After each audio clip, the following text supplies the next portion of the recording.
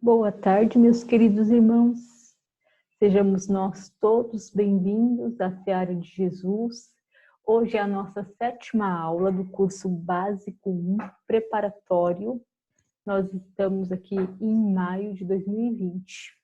E o tema da aula de hoje é compromisso afetivo, casamento e divórcio, e na parte B, parentescos corporais e espirituais. Mas antes de mais nada, vamos pedir para que a equipe espiritual, que sempre está presente conosco, possa nos envolver nesse momento, nos auxiliar a ter essa explanação de uma forma mais bacana e que cada um de nós, no momento em que formos assistir a essa aula, possamos conseguir captar essas vibrações que a espiritualidade sempre prepara para quando a gente se propõe a estudar e a trabalhar no Evangelho de Jesus.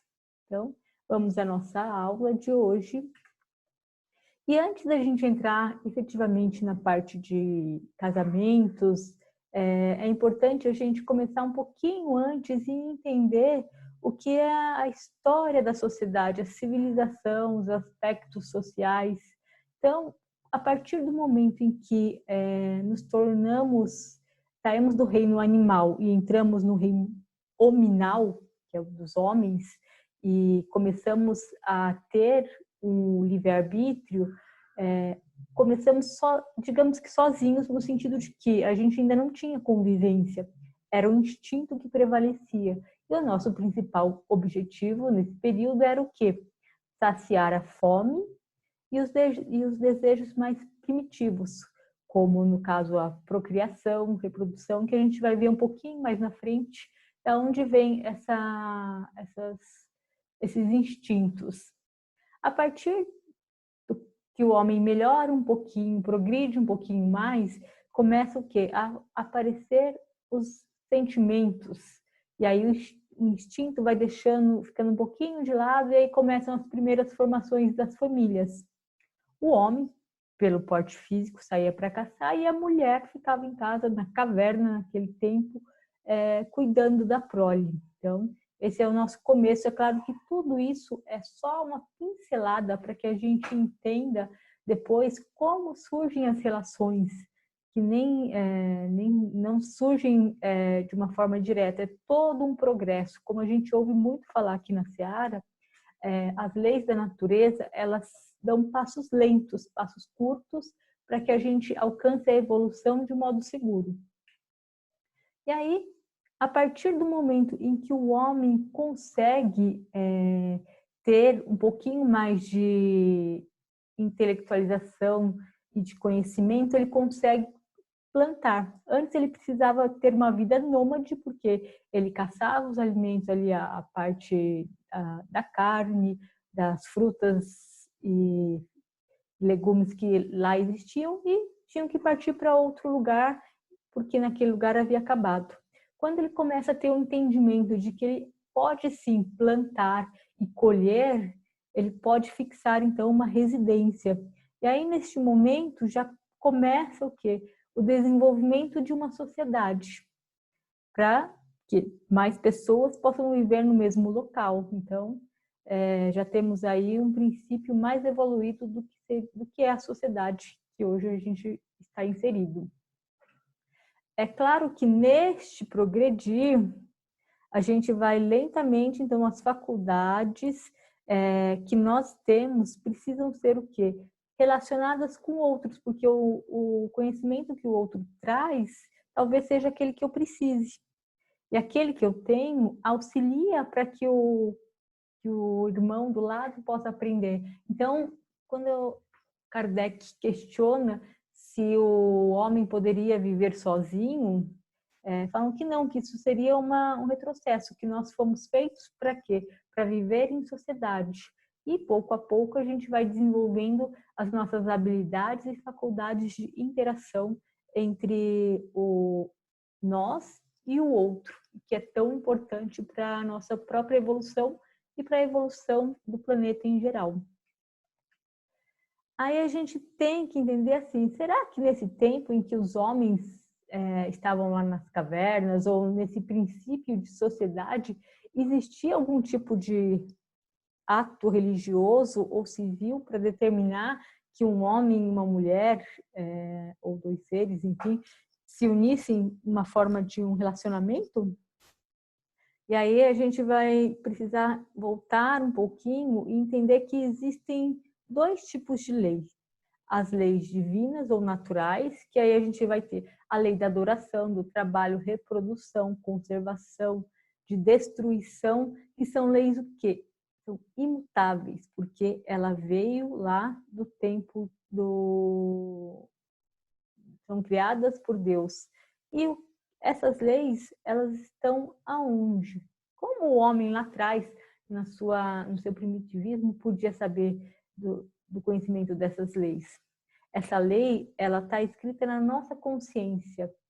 É claro que quando a gente vem aqui para o plano terrestre, a gente acaba perdendo bastante dessa consciência, fica encoberta. E é necessário que a gente seja lembrado disso. E o homem, com esse instinto nato da existência de um ser superior, sempre imaginou, fez indagações do tipo, de onde eu vim, o que controla o tempo, o que controla o frio, o calor, as enchentes e tantas outras questões. E no seu conhecimento ainda infantil, o que ele achava? Que existiam vários deuses, o deus da chuva, do sol, da agricultura, o deus da morte, enfim, várias condições.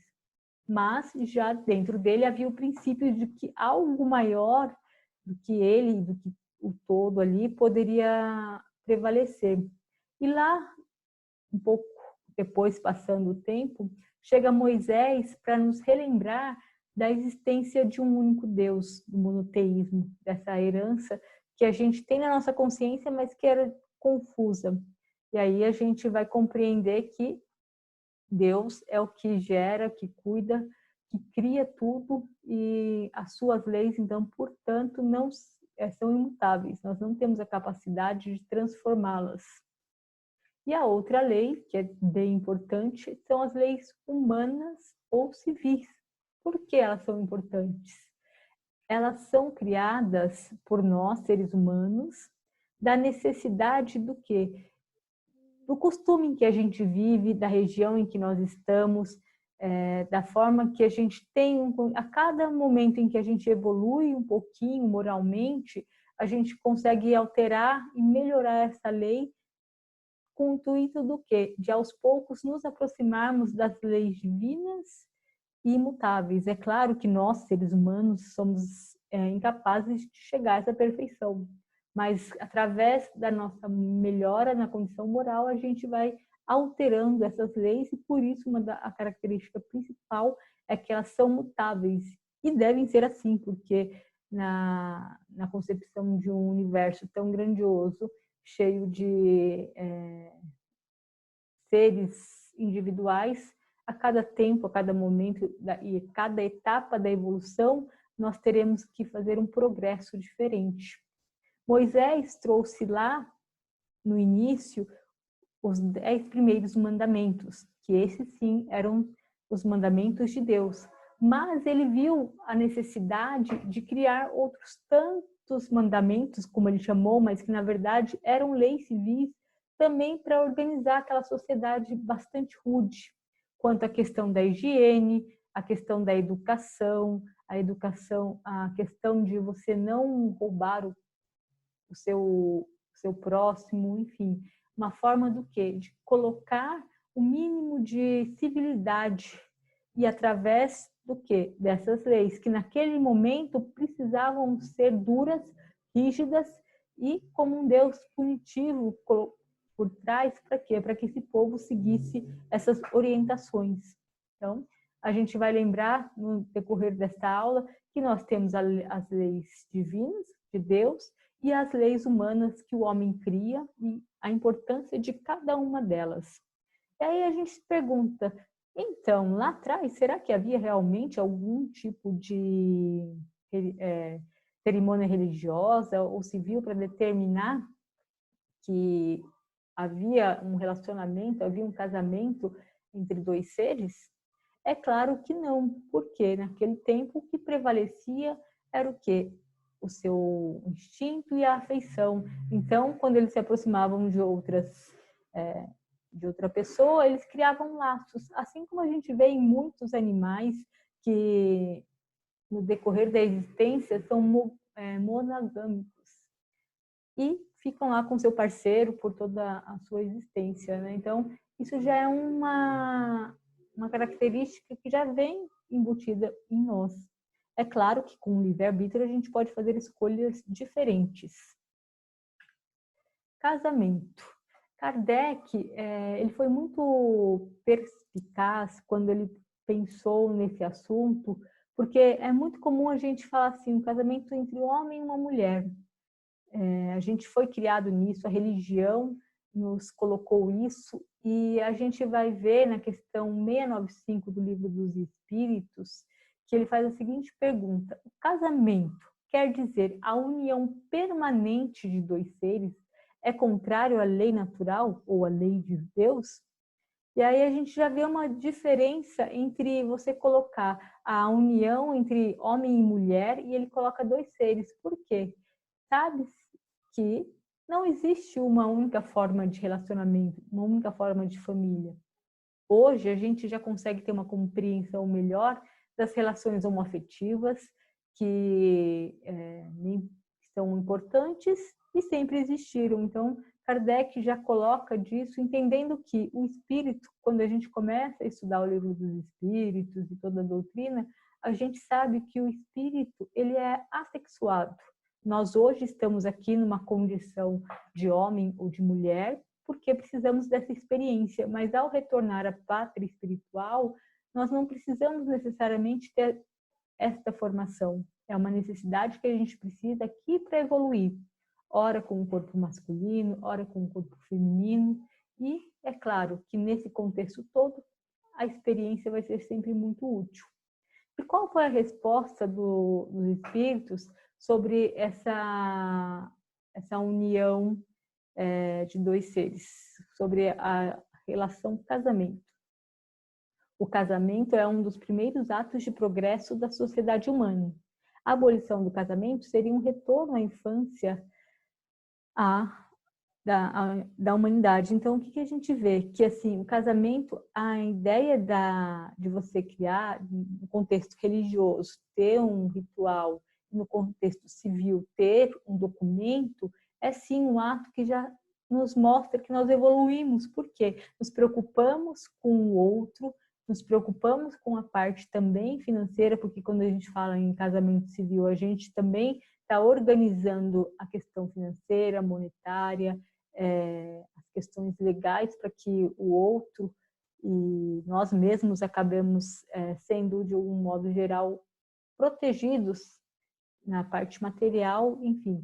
Mas mostra que já é um progresso, é um passo. E que se a gente, porventura, pensasse em não ter mais essa situação de casamento, seria um retrocesso, porque, então eu vou hoje, vou ter um companheiro hoje, outro amanhã, ou mais de um, e então nós estaríamos voltando a estabelecer o quê? Mais o uso dos instintos do que propriamente da racionalidade, da intelectualidade e da moral que a gente vem aprimorando a cada existência nossa, né? Então, o casamento ele tem que ser baseado principalmente em uma lei fundamental que é a lei de amor. E o que nos diz a lei de amor? A lei de amor, ela fala sobre o respeito, sobre o carinho, sobre a união de dois seres, não apenas no quesito material, no quesito corporal ou instintivo, porque aquela pessoa me atraiu porque ela é bonita, me atraiu porque tem um bom patrimônio ou tem um conceito na sociedade mais elevado. Então, tudo isso é parte de um contexto, mas, acima de tudo, a união deve ser baseada no quê?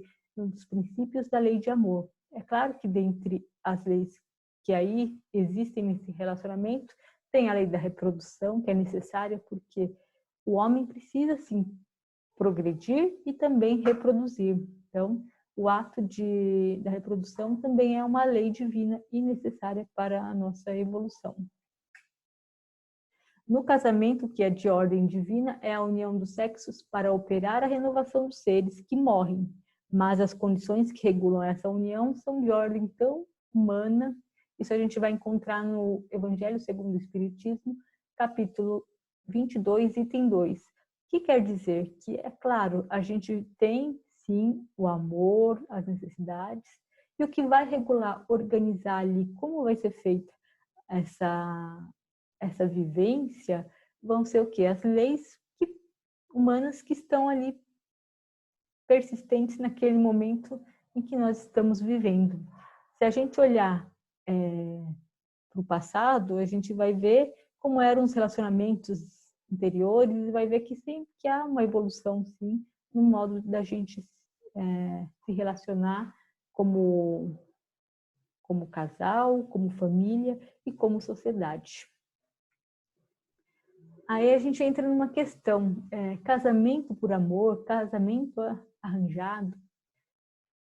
Por definição, quando a gente pensa em casamento por amor, nós já imaginamos aquela situação em que há uma afinidade entre dois seres que prezam por si só. E afinidade a gente não quer dizer igualdade.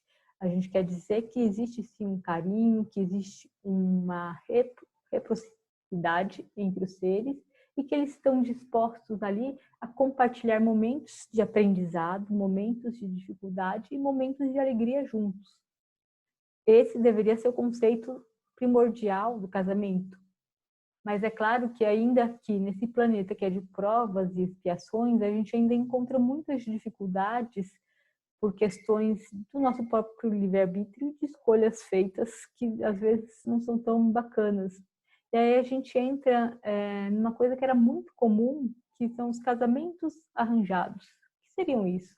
Aquele em que uma família quer ter posses, ter um poder político maior ou uma influência econômica, enfim, não importa. Acaba fazendo escolhas mais pelo lado material do que pelo lado emocional e sentimental. E aí, neste caso, a gente vai entender que, assim, no começo não tem nenhum sentimento, pode ser construído, mas com certeza é um pouco mais difícil, não é impossível. Infelizmente, hoje em dia, ainda a gente vê isso de uma outra forma, na forma daquela pessoa que quer se envolver com outra por conta de uma relação social bacana, financeira, ou porque tem medo de alguma coisa, ainda existe. É um pouco menor em outra escala, mas a gente sabe que existe.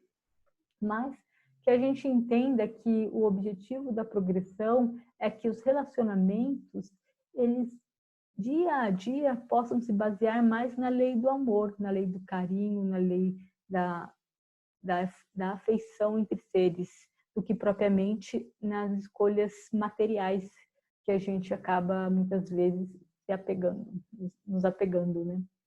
E aí, cerimônia religiosa, é certa ou errada?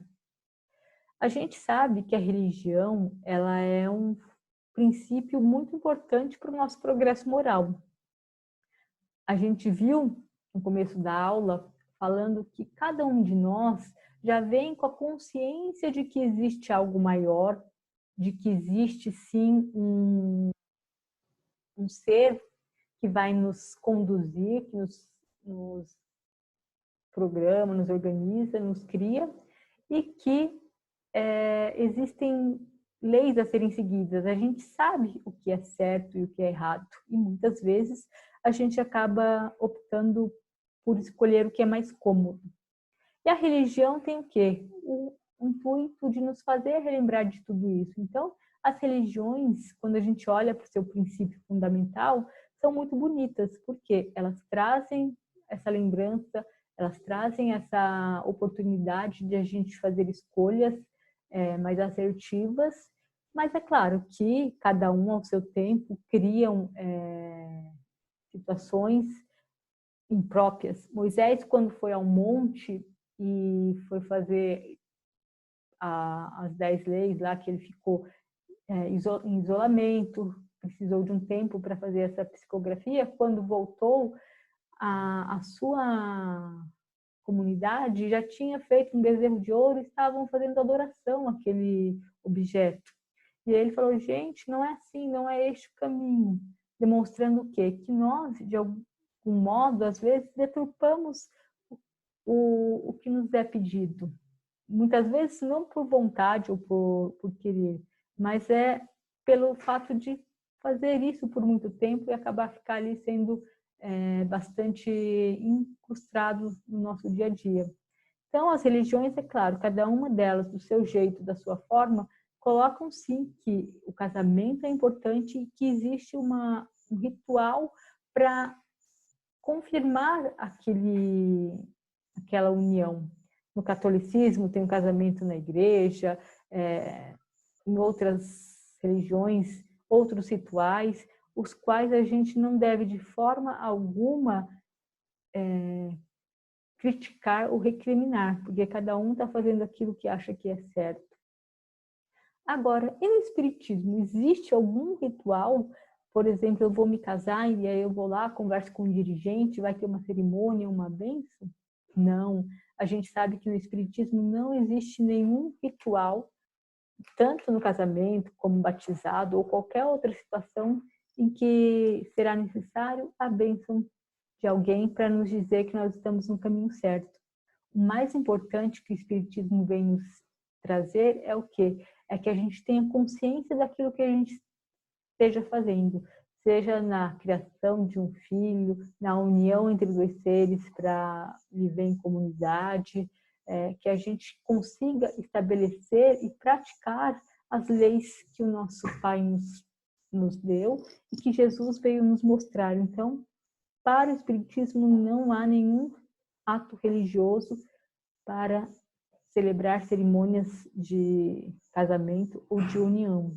A gente sempre lembra da necessidade de seguir, sim, as leis, nesse contexto, a lei civil, para quê? Para que resguarde, dentro das suas necessidades, a situação em que vive. Porque nós estamos também vivendo um mundo material. Então, como disse Jesus, dai a César o que é de César e dai a Deus o que é de Deus.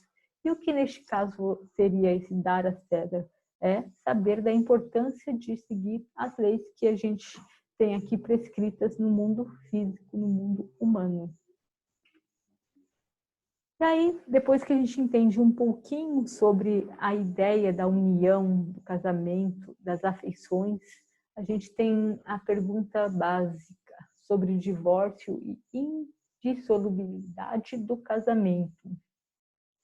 A gente precisa entender que quando Kardec começou a escrever a codificação, as leis também eram diferentes naquele tempo. E, portanto, o divórcio era um tabu e era uma coisa ainda bastante... não acontecia. Podia existir, sim, o divórcio, mas ainda não da forma como a gente conhece hoje em dia.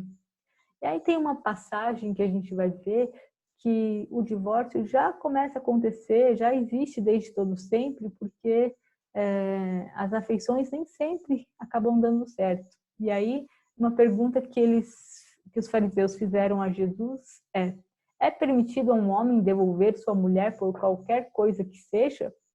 E aí Jesus responde que o homem, pois, não separe o que Deus juntou. É claro que essa frase aqui está recortada, porque a passagem é bastante longa, mas o que Jesus vem dizendo nessa passagem? Ele explica que assim, a união de dois seres deveria ser pelo amor, pela afeição, pelo carinho, para que assim, pudesse gerar ali o amor para servir de exemplo para os filhos. Então, que neste caso seria uma união de afeição dentro das leis de Deus. E isso daí não seria possível separar. Mas ainda assim, os fariseus, querendo testar a sua capacidade, falam assim, olha, mas Moisés, por que ele disse que desse uma carta à mulher, uma carta de separação, e que ela fosse devolvida? E ele respondeu, foi por causa da dureza do vosso coração. Essa passagem completa está no Evangelho segundo o Espiritismo, capítulo 22, no item 1. E mostra ali que muitas vezes essas uniões elas acabam se tornando antipáticas por falta de afeição e sendo rudes. Naquele tempo falava-se sobre o adultério, de uma mulher praticar o adultério, e é claro que o adultério naquela ocasião também era de uma forma diferente. E ele menciona que sim, se a mulher é devolvida por conta do adultério e uma outra pessoa vai lá e se casa com ela, também vai estar praticando o adultério. O que quer dizer isso? A gente precisa compreender que esse percurso da história entre a gente entender o que é certo e o que é errado é um percurso longo. Então, naquele tempo, o que eles podiam compreender era sobre o adultério e no máximo de que era necessário que existisse sim essa separação para que não fosse prejudicado mais ainda a situação do casal e da família. Como a gente hoje ainda vê muito comum e triste a questão dos feminicídios e tantas coisas que hoje a gente olha já de forma diferente. E naquela época talvez fosse bastante comum, mas é claro que a justiça divina já previa a possibilidade dessa separação. Isso não quer dizer de forma alguma que a gente está aqui falando que separar é a melhor coisa ou que é permitido sem nenhum problema. A gente precisa entender que o que a gente tem que construir são relações melhores, passar de uma forma melhor pelas situações que nos esperam. E aí Kardec, na questão 697, ele vai falar sobre essa questão da indissolubilidade absoluta do casamento. Se ela é uma lei natural, ou se ela está na lei natural, ou somente na lei humana. Quando fala, Kardec está perguntando se o casamento não deve ser dissolvido, se ela pertence a uma lei natural ou humana. E ele diz assim, é uma lei humana. Os espíritos respondem, é uma lei humana muito contrária à lei natural, mas que o homem pode mudar as leis. Apenas as leis naturais são imutáveis. Foi o que nós falamos no começo da aula, quando a gente falou sobre as leis divinas e naturais, que são imutáveis, e a lei dos homens, que progride em cada ponto, em cada aspecto. E aí mostra bem a situação de que naquela época em que Kardec escreveu, ainda não havia o divórcio, a separação como a gente conhece hoje. E que os espíritos indicavam que era necessária a mudança dessas leis. Nós fomos mudando, aprimorando, e estamos aqui já num conceito mais avançado sobre a lei humana do divórcio. Claro que temos certeza de que ainda há muito o que melhorar, tanto nas leis humanas, mas principalmente no nosso modo de relacionarmos com as pessoas e com a sociedade. O que se une à força se separa por si mesmo. Foi Jesus disse, vós não separais o que Deus uniu. Refere-se à lei de amor imutável de Deus e não segundo a lei variável dos homens. Também está no Evangelho segundo o Espiritismo, capítulo 22, item 3. Quando ele fala sobre unir a força, é justamente essa questão do matrimônio em que existem aí relações mais materiais do que afetivas. E é claro que a gente sabe que quando há só apenas o interesse material, esse de algum modo se acaba, criam-se problemas e aos poucos a gente vai percebendo que essa relação não resiste ao tempo.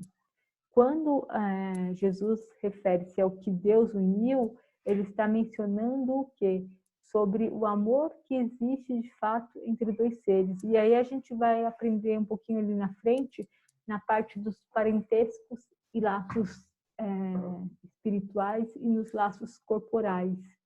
mas a gente entende ainda que nós estamos nesse progresso de conhecer a nós mesmos e de conhecer o outro, para que a gente possa melhorar e evoluir nessa lei.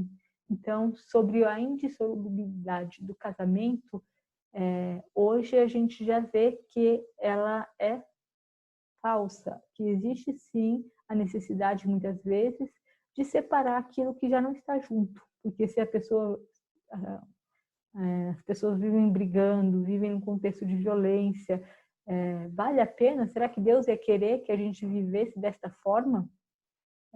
Quando a gente pensa em Deus como extremamente bondoso e justo, não cabe essa parte de um relacionamento agressivo, abusivo, que antes era suportado porque não haviam meios. Hoje, existem meios da gente organizar isso, de ter a separação de uma forma correta e sem prejuízos. Lá atrás, quando se falava em separação, a discriminação era gigantesca, tanto para a mulher que era devolvida, quanto a família que se sentia envergonhada.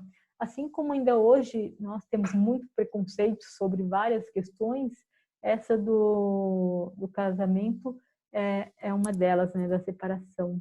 E aí a gente lembra de uma passagem de Jesus em que a mulher estava lá sendo julgada e iria ser apedrejada por conta do adultério. E quando ele chega lá, ele simplesmente pergunta, nos faz refletir e nos convida a fazer da seguinte forma: atirai a primeira pedra quem nunca pecou.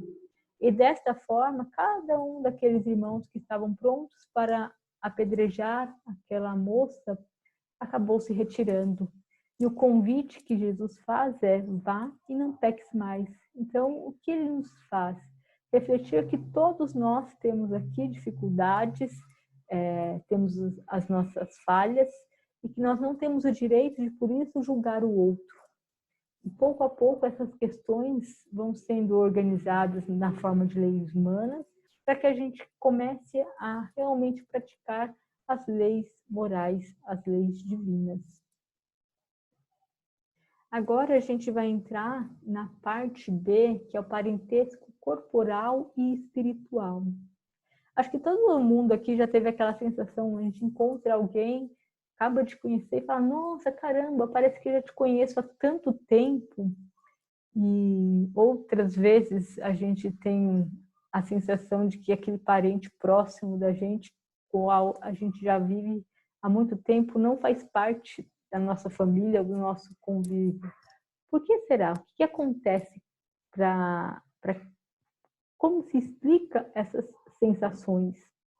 E para a gente entender um pouquinho disso, a gente vai precisar lembrar de algumas questões. Primeiro, que existem dois mundos: o mundo espiritual, que é o mundo verdadeiro, que nós viemos de lá para cá, e o mundo material, que é esse em que a gente aqui está. Para quê? Para aprender, ou melhor, para colocar em prática as nossas dificuldades. Lá no mundo espiritual a gente organiza, a gente estuda, verifica o que precisa ser corrigido e vem fazer o quê? A prova aqui neste planeta, para a gente saber se a gente consegue melhorar. O objetivo principal de aqui estarmos é o quê? É o nosso progresso intelectual e moral. Quando a gente vai corrigir as nossas dificuldades, quando a gente vai conseguir melhorar um pouquinho. É claro que nem sempre a gente consegue melhorar. Tem algumas situações em que a gente estaciona e não consegue passar daquela situação. E aí, para entender essa relação entre mundo espiritual e mundo material, é preciso a gente lembrar do que? Da reencarnação. Quando Jesus diz: há muitas moradas na casa de meu Pai, ele já nos dá a ideia de outros mundos, de outras existências. E a reencarnação, ela faz qual o papel dela? É a oportunidade que a gente tem de um espírito vir, muitas vezes, com a bagagem que a gente já adquiriu, tanto aqui nas reencarnações anteriores, quanto no plano espiritual, para corrigir as nossas falhas. É claro que a gente acaba, em algumas ocasiões, adquirindo outros débitos. É o nosso livre-arbítrio. Mas o principal modo da gente progredir é através dessa reencarnação. É a lei misericordiosa que nos dá a oportunidade de reparar. A gente sabe que quando a gente comete um erro, a gente precisa reconhecer que cometeu o erro, nos arrepender e aí reparar aquele erro, aquele dano. E a reencarnação é essa oportunidade.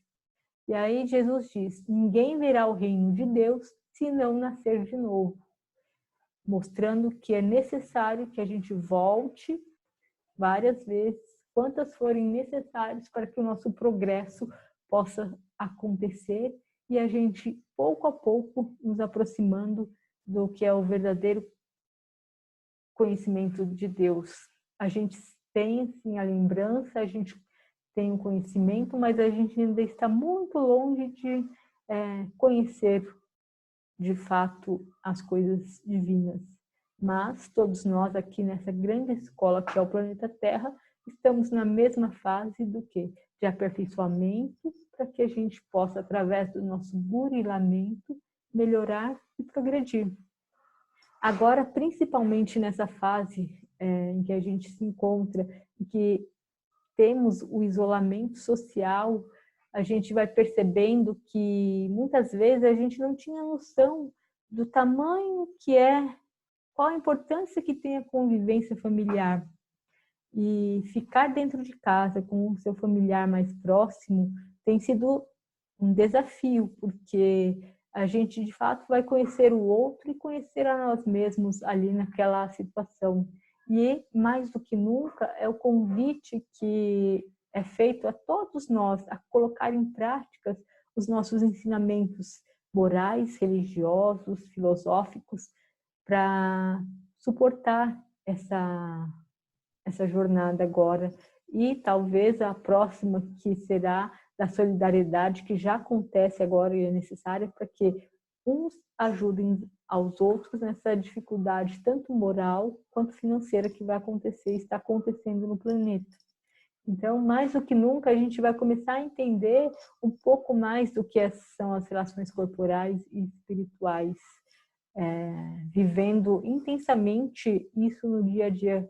Quando a gente vê as ações de solidariedade de pessoas que se colocam à disposição, mesmo sendo do grupo de risco, já estarem aposentados, ir lá para frente de batalha, trabalhar nos hospitais, trabalhar no auxílio aos vitimados, correndo sérios riscos, a gente vai vendo que é a lei de amor que está imperando ali, muito mais do que a lei humana de material que diz não faça isso ou não faça aquilo. É claro que cada um tem a consciência e sabe o risco que corre, mas esse é o momento em que nós temos de estender a mão e colocar em prática tudo que a gente tem aprendido nessa existência e em tantas outras. E aí, olha só que interessante, uma passagem de Jesus que está em Marcos, capítulo 3, versículos 20 e 21, também aqui foi recortada. E Jesus estava em uma reunião lá, num grupo de pessoas, conversando, dando a sua palestra. E aí falam assim, olha, tua mãe e teus irmãos estão lá fora e te chamam. E ele lhes respondeu, quem é minha mãe e quem são meus irmãos? E passando o olhar pelos que estavam assentados ao seu redor, disse, eis aqui minha mãe e meus irmãos, pois todo aquele que faz a vontade de Deus, esse é meu irmão, minha irmã e minha mãe. Quando a gente pega só a frase, a pergunta de quem é minha mãe e quem são meus irmãos, parece que Jesus ali estava sendo bastante ríspido e duro, como se não houvesse o sentimento. Mas, pelo contrário, o que ele queria mostrar? Que existem, sim, algumas afeições que são apenas por laços materiais, e a gente, quando estuda um pouquinho o Evangelho, vai perceber que os irmãos de Jesus não concordavam muito com as ideias dele. porque eles tinham contextos diferentes, foram criados ali juntos, mas com ideias diferentes. E Jesus queria mostrar que, assim, diferente da parte consanguínea, que muitas vezes a gente acha que o laço consanguíneo é o mais importante, ele veio mostrar que não, somos todos irmãos, mas aqueles que praticam as leis de Deus, as leis divinas, esses sim são os nossos irmãos mais próximos. E aí a gente vai entender que muitas vezes aquele amigo que nos consola, que briga com a gente, que está ali, é mais, digamos que, irmão do que o próprio irmão que está ao nosso lado, ou o pai ou a mãe, não importa, porque a gente sabe que algumas relações são bastante conflituosas. E aí a gente vai entender um pouquinho disso agora aqui na frente. No livro dos Espíritos, ele também menciona algumas coisas, e o Evangelho, no capítulo 14, no item 8, fala bastante coisa sobre essa relação de espíritos com laços afetivos, que vêm do plano espiritual, e os laços que são apenas corporais. Normalmente, espíritos que encarnam numa mesma família são frequentemente espíritos simpáticos. Mas pode ocorrer também que esses espíritos sejam completamente antipáticos para lhe servir de prova. E aí a gente sabe que na lei de reencarnação, a gente vai e volta muitas vezes na mesma família com o intuito de aprender e de aprimorar. Então a gente vai encontrar ali irmãos que são com afeição mais espiritual, simpáticos, outroras pela necessidade de reparar, como a gente falou, que quando a gente comete algum tipo de problema, a gente vai precisar reconhecer, se arrepender e reparar, é a oportunidade que nós temos do quê? De refazer aquele percurso e corrigir. E vai ser fácil? Não, porque normalmente os parentes difíceis, e olhe lá, que às vezes o parente difícil somos nós, né? Precisam e requerem bastante atenção. Então, nada é por acaso, é uma grande escola que nós estamos aqui para aprender uns com os outros.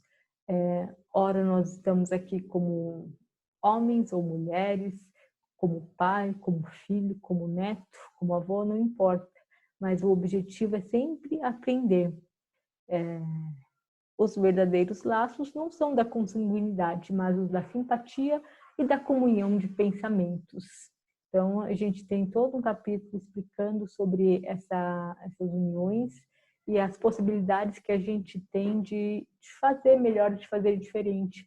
E quando a gente entende isso, fica mais fácil de prestar atenção ao nosso redor e perceber que tem um propósito sempre, para que a gente aprimore, para que a gente aprenda e para que façamos o nosso melhor, para que a gente progrida não apenas individualmente, mas na coletividade, começando pelo seio familiar. Madre Teresa de Calcutá tem uma frase muito bonita, que perguntaram para ela como que a gente poderia salvar o mundo. E ela responde: se você quer salvar o mundo, comece indo para casa e amando a sua família. E esse é o grande ensinamento que a gente tem de tudo isso. Quando a gente vê algumas biografias, por exemplo, como de Chico Xavier, que teve uma situação bem sofrida, dificuldades, e tantos outros seres que a gente vai ver que assim não foram fáceis, não tiveram nem relações tão afetuosas como a gente imagina que eles poderiam ter, é justamente para nos mostrar que nós viemos aqui não para desfrutar apenas do bom e do melhor, mas principalmente para a progressão. E entender que as leis divinas são imutáveis, mas que as nossas leis humanas aqui, elas vão mudando a cada dia conforme a nossa capacidade intelectual e moral. Há bem pouco tempo atrás, a gente não imaginava a possibilidade de um casamento homoafetivo. E hoje, num percurso relativamente curto, a gente vê grandes conquistas das pessoas tendo a liberdade de poder fazer essa união Quando a gente fala em casamento, a gente sabe também da possibilidade de união estável, não precisa mais de um único documento para comprovar que foi um casamento efetivo. Para alguns países, o casamento religioso é fundamental, para outros apenas o civil, em outros tantos a gente precisa desses dois manifestos, o casamento civil e religioso, mas não importa. O que mais importa é o tipo de relação que nós estamos criando dentro do casamento, ali dentro daquela união de dois seres, que não importa se são homem e mulher, se são só homens, se são só mulheres, enfim. O que importa é como aquilo é cultivado, como aquilo é criado. E principalmente que exemplo esses seres podem dar aos seus filhos, sejam eles filhos biológicos, filhos do coração. A gente tem um exemplo muito bonito de Kardec e de Gabi, que ela era mais velha, ele mais novo, se uniram e não tiveram filhos, mas, pelo contrário, a não ter o filho não significou que eles não ajudaram a educação e o crescimento de crianças. Eles deram aula, criaram instituições, trabalharam muito no auxílio da educação de outras crianças, de outros filhos. Então, olha que bonito. Nós temos sempre muitas formas de trabalho, de auxílio. E se a gente começar a observar o que nós estamos fazendo dentro do nosso círculo de relacionamento, seja como casal, como família, a gente vai perceber que a gente pode melhorar muito as relações. E saber que a família é universal, que a família a gente constrói dia a dia quando a gente começa a respeitar, quando a gente começa a praticar as leis de Deus. Aí nós estamos unidos pelos laços espirituais. Quando a gente ainda está ali apenas pelo laço corporal, porque eu tenho que aturar aquela pessoa porque é meu primo, porque é meu irmão ou porque é meu pai, a gente acaba fazendo com que aquele laço seja destruído, porque a gente não cultivou nada, a gente não aprendeu, a gente não progrediu. Acaba sendo separado naturalmente. E o que mais nós precisamos é compreender e nos aproximarmos das leis divinas, que é a lei de Deus. E o que Jesus veio nos pedir para que nós amássemos uns aos outros. Primeiro, cuidar da gente e depois cuidar do próximo. Então, que a gente saiba dessa importância dos relacionamentos, da importância das nossas leis humanas, para que a gente possa evoluir também aqui nesse contexto terreno, mas fundamentalmente que a gente seja humano, que a gente tenha no coração e na prática os ensinamentos do nosso Pai maior. Fiquem todos com Deus, muita paz e até a próxima aula.